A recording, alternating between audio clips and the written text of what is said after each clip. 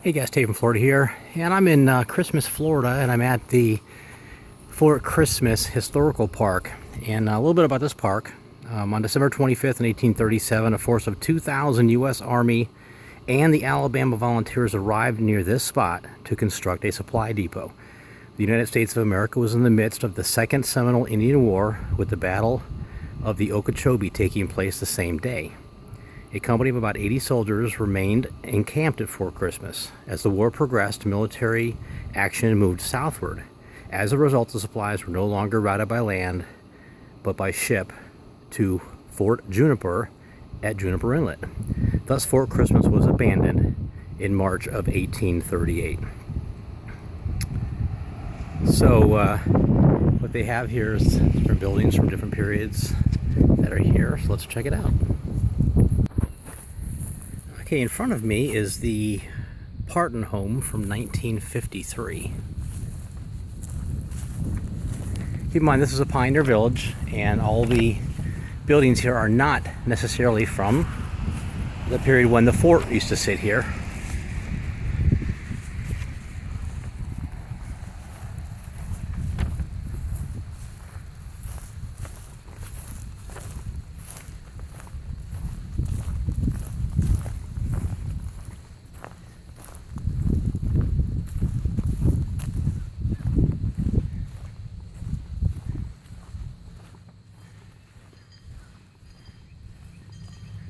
So this is the Parton house and their barn in the 1950s.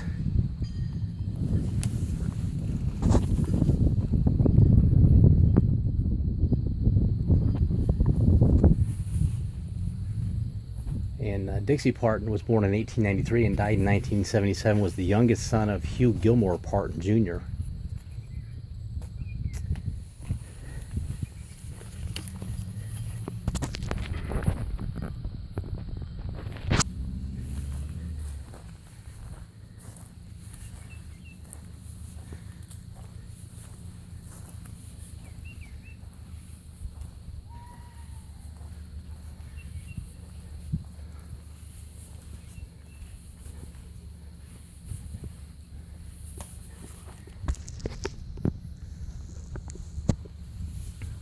See some of the different farm equipment they used.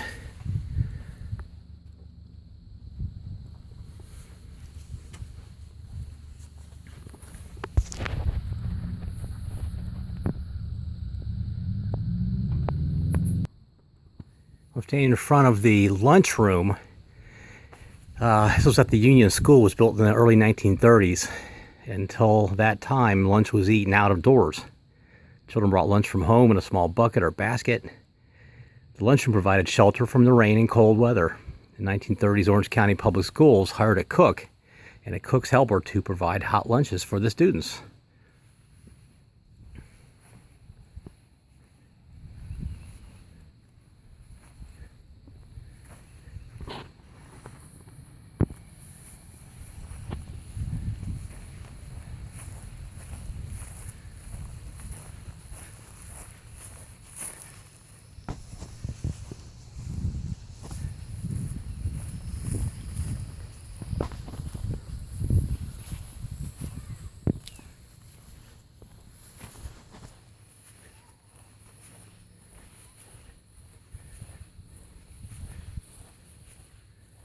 So with a nice big porch. I love these old houses with the big front porch. This was the old school building, 1906. It was originally a one-room school. It was named the Union School because it united several small family-operated schools in the Fort Christmas area into one central location.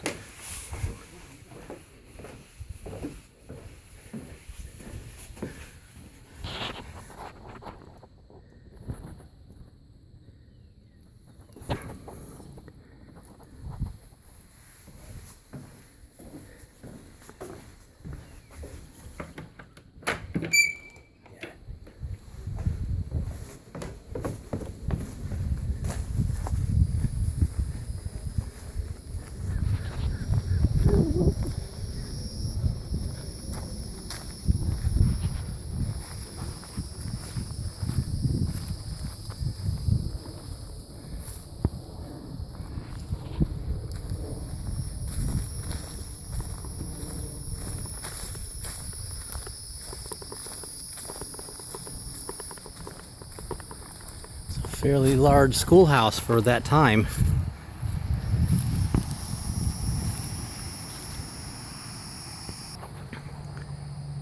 All right, I'm standing now in front of the actual fort that was built here. Of course, this has been redone over the years. And there's a sign up front here I'll read to you real quick. As white settlers moved into Florida in the 1820s and 1830s, there was growing demands that the Seminole Indians be removed to a reservation west of the Mississippi. Efforts to convince the Seminoles to move failed, and in 1935, the conflict known as the Seminole War began. Late 1837, Major General Thomas Jessup, overall commander in Florida, began intensive preparations to carry the fighting to South Florida, where he believed he would find a large force of hostile Indians. And it just goes on to tell you a little bit about some of the different areas also surrounding the Christmas area. So let's go in and check out the fort.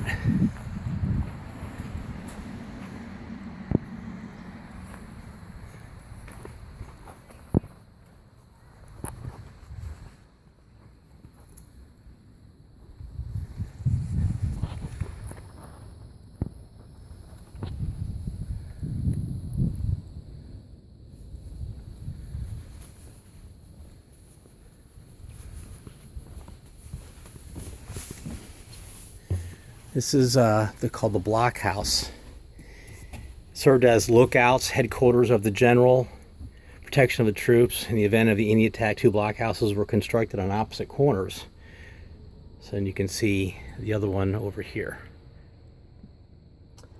Of the stockade, 20 feet square, 4 feet overhang on the second level, were constructed of pine logs, which were plentiful in the area, and chinked with a mixture of sand and lime.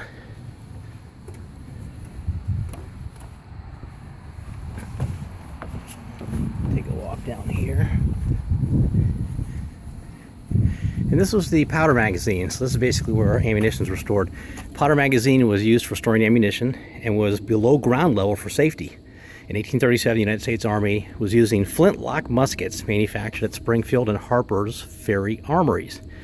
Black powder was made of 3 ingredients: charcoal refined to carbon, saltpeter or potassium nitrate, and sulfur.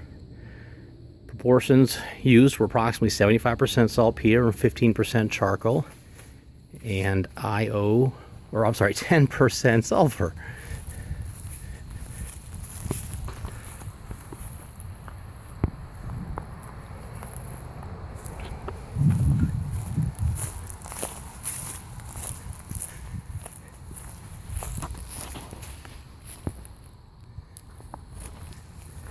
You can see this is on the other corner. Like they said, here's the other blockhouse. You can see the ports up top that look like little windows. That's where they would shoot out of. Those aren't little windows. I'm pretty sure that they closed them in right now just to keep this place together as much as possible. And the building in front of us is the storehouse. So this is where everything was stored.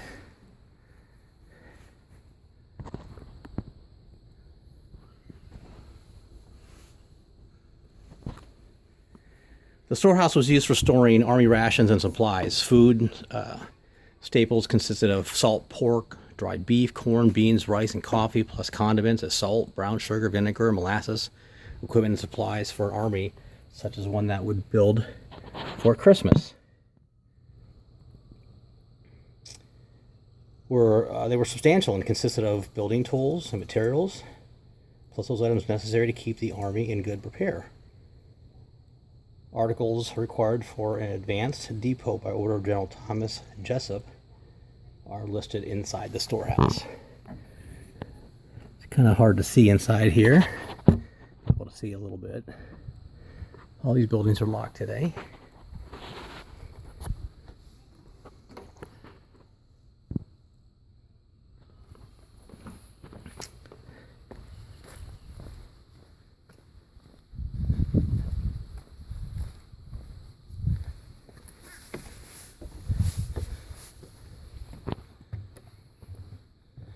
As you can see, this wasn't really a big fort. Very small, actually, by comparison.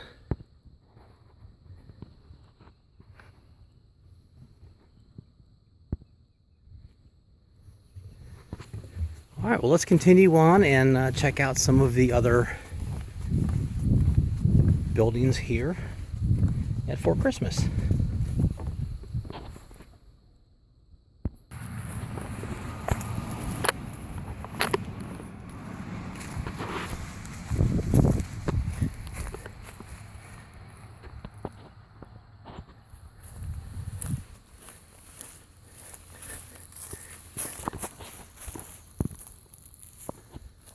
Take a walk on the other side here.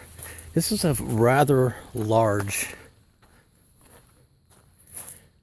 place.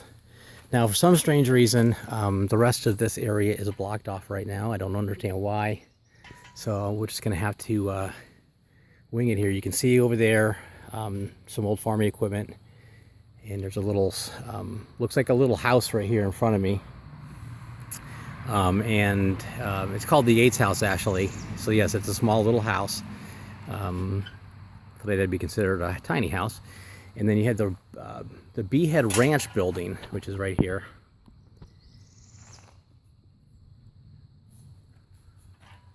And back, in a very far distance back there, right in the center, is actually a sawmill. It's kind of hard to tell from here.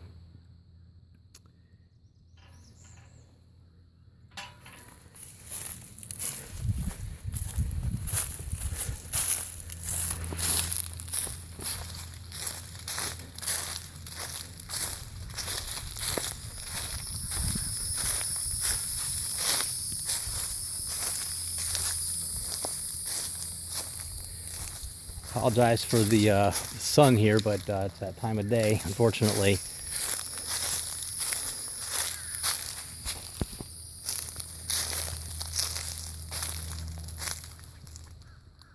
So you have the Brown home off in the distance there, and the Simmons home, the Woods home here in front of me.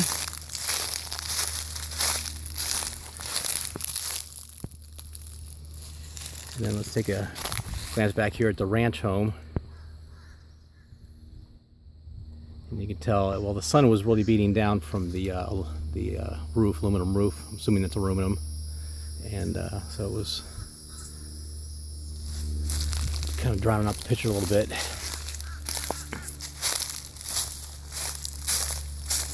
So I don't know why that this half of this part of the park is closed today. Maybe they have self-guided tours or something. There's no staff on site today, so I don't know how to guide your or anything in regards to that. But it's definitely 100% worth coming here if you're passing through Christmas, Florida, to come and check this out, irregardless. I'm here on a Monday, so usually a lot of times these places on Mondays aren't fully open because they're here all weekend. So that would make some sense. So this would be probably the staff's day off. So that would probably be what's going on here, but that's just a guess at this point for me. So here is a barn, 1938. And you can see the horse-drawn carriage in there. Let me see if I can zoom in a little bit.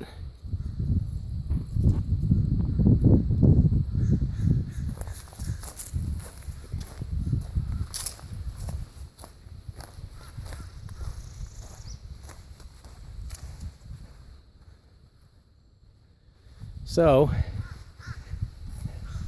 and then they have some, probably from their reenactment things that they do out here, they have some horses and goats and things. So anyways, I'm going to take a walk back here. So this is Fort Christmas here in Christmas, Florida. And I highly encourage you to come and check this place out if you're driving through. You could actually probably spend at least an hour and a half to 2 hours here going through each individual building when these buildings are unlocked. Each one of them is currently locked, like I said, because most likely the staff's on day off today. But the park remains open, so you can walk through it. The fort itself is always open, except after dark, of course. So you can also bring a lunch out here. They have a couple pavilions you can rent, if need be, or on a day like today where there's nobody here, you can just come and use it. And there's also a playground for the kids, so you can come and actually plan on spending the day here also. They don't serve any food on site or anything. You got to bring all your own stuff. But definitely a neat stop. So come check out Fort Christmas here in Christmas, Florida. Another part of Florida history.